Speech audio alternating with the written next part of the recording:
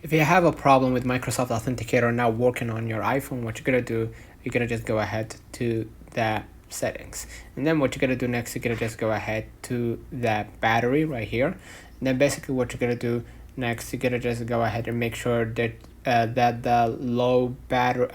power mode is off, so you can fix that problem. Okay, another way of fixing that problem, what you're gonna do, you're gonna just go back to the main settings, right, and then basically go ahead to the passwords app, right, or passwords, not passwords, go ahead to the general, scroll a little bit down to the autofill and passwords, and make sure that you you can set up codes in the passwords or authenticator or the Google Authenticator app, right, so you can add the code automatically. Okay, another way of fixing that problem, what you're gonna do, you're gonna just go back to the main settings, right, and you're gonna just click the apps, you're gonna try to pin down Authenticator, click the Authenticator, make sure that you allow the facial recognition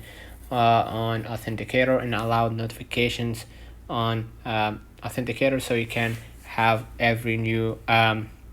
update about the app. Another way of fixing that problem too, you can just go back to the main settings and then go ahead to the privacy and security. I'm sure I'm gonna here, and then basically go ahead to the location services and make sure that you allow the Authenticator app to have access to your location to verify that